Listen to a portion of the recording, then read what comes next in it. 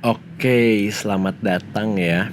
Jadi di sini ada rangkaian video materi mata kuliah dinamika sistem ya, atau yang kita suka sebut DINSIS gitu. Nah, di sini bakal diisi oleh dua orang, yaitu dua sekolahnya. Ada aku Raul dan oleh Dida juga. Both adalah TF21 ya.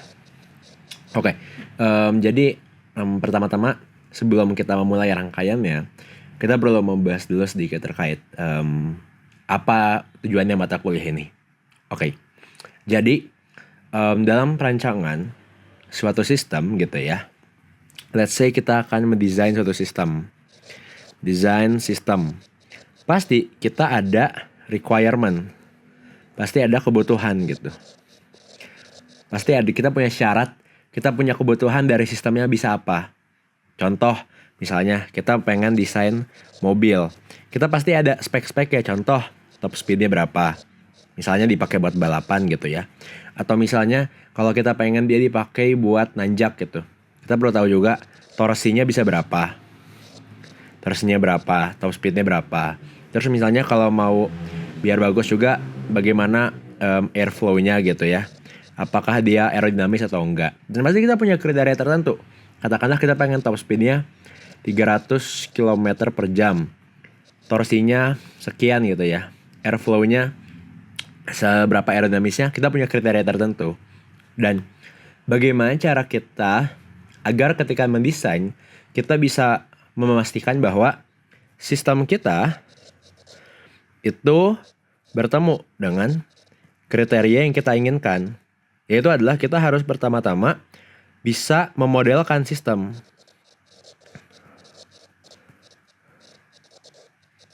Terlebih dahulu. Kenapa itu penting? Ya, karena kalau misalnya kita membuat sistem tanpa kita modelin, ya, jadi kalau misalnya kita bikin sistem, tapi tidak ada model gitu ya, maka kita cara mendesainnya ya perlu istilahnya coba-coba gitu. Coba-coba. Dan tentunya hal ini buruk secara aplikatif karena pertama bisa jadi cost-nya akan tinggi gitu ya. Yang pertama, dia akan membuang-buang uang untuk kita mencoba-coba kayak, oh iya buat top speed segini kira-kira mesinnya harus bagaimana ya, berapa spesifikasi mesinnya, itu kita coba-coba. Dan yang kedua, belum tentu aman gitu.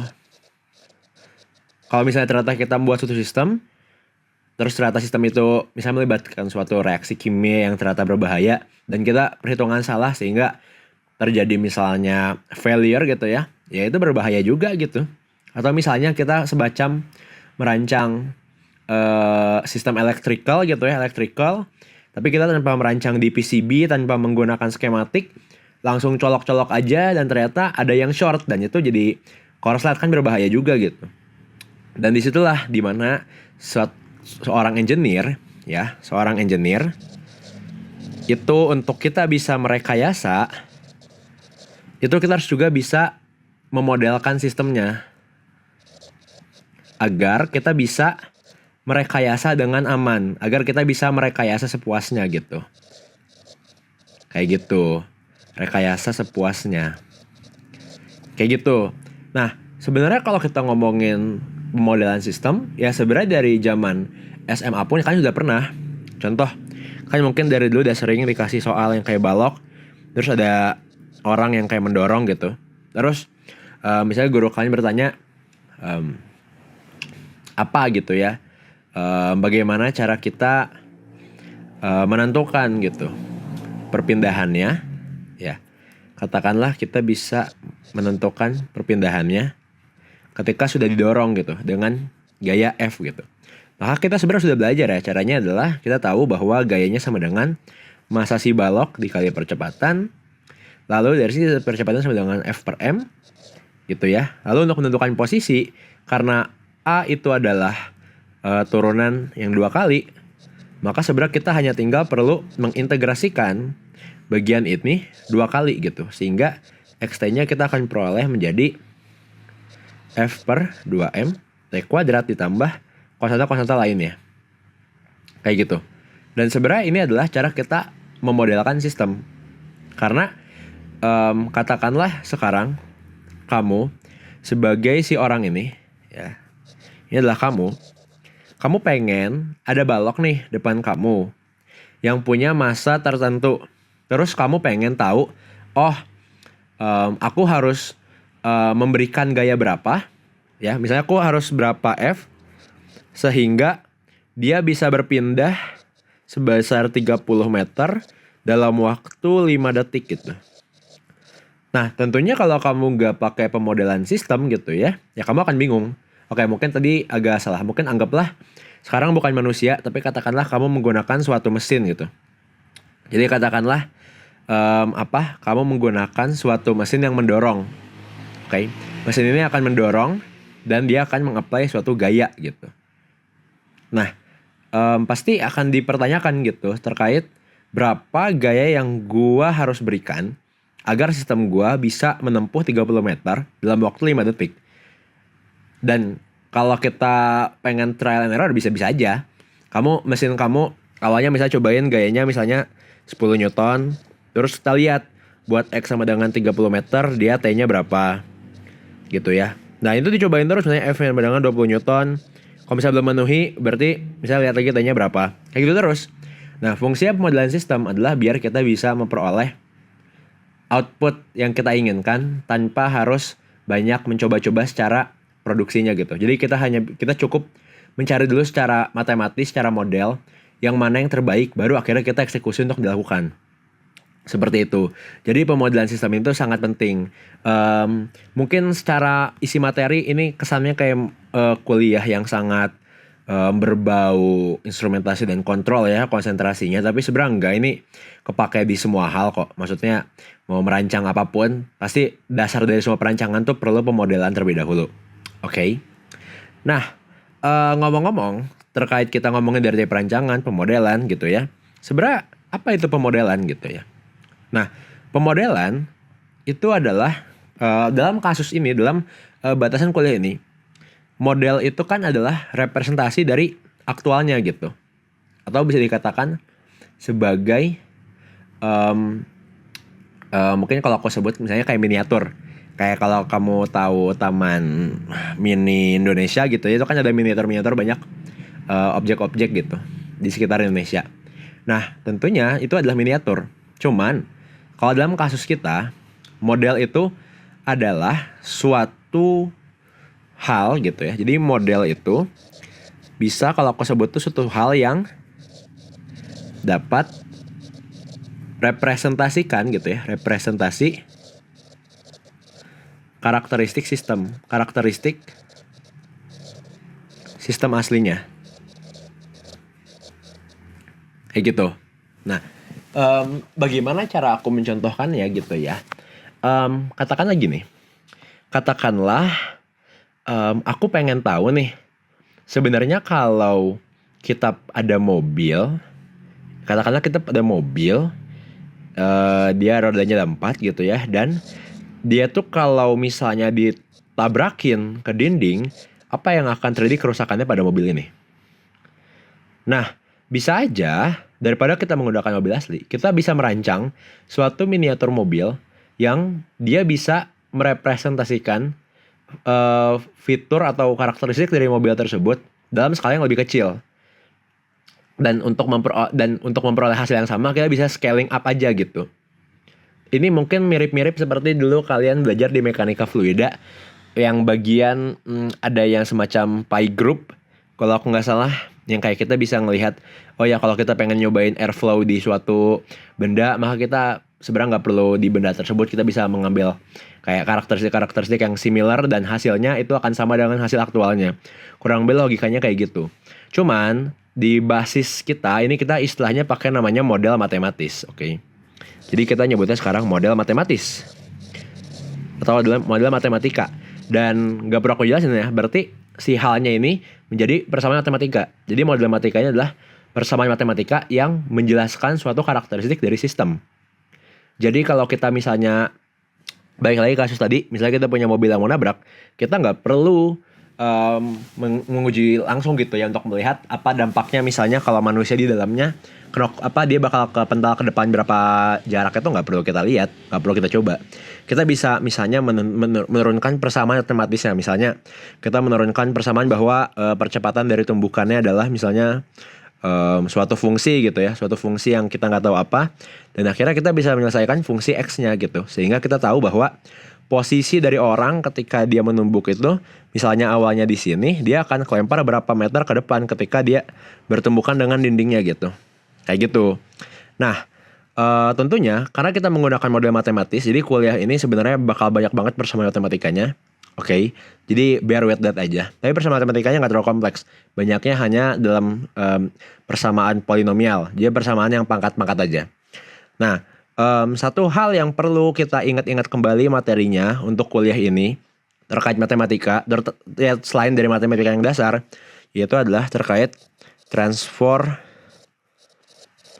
Laplace. Nah, oke.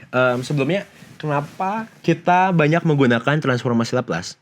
Karena nyatanya banyak dinamika sistem itu dinyatakan dalam bentuk persamaan diferensial. Oke, so dinamika sistem, ya, dinsis lah ya, dinamika sistem itu biasanya direpresentasikan dalam bentuk persamaan diferensial. Dan maybe you ask like, ya cara kita memperoleh respon sistem atau karakteristik sistemnya gitu ya. Ya cara kita memperoleh modelnya, ya kita tinggal menyelesaikan persamaan diferensial tersebut, bukan? Tinggal dihitung solusinya.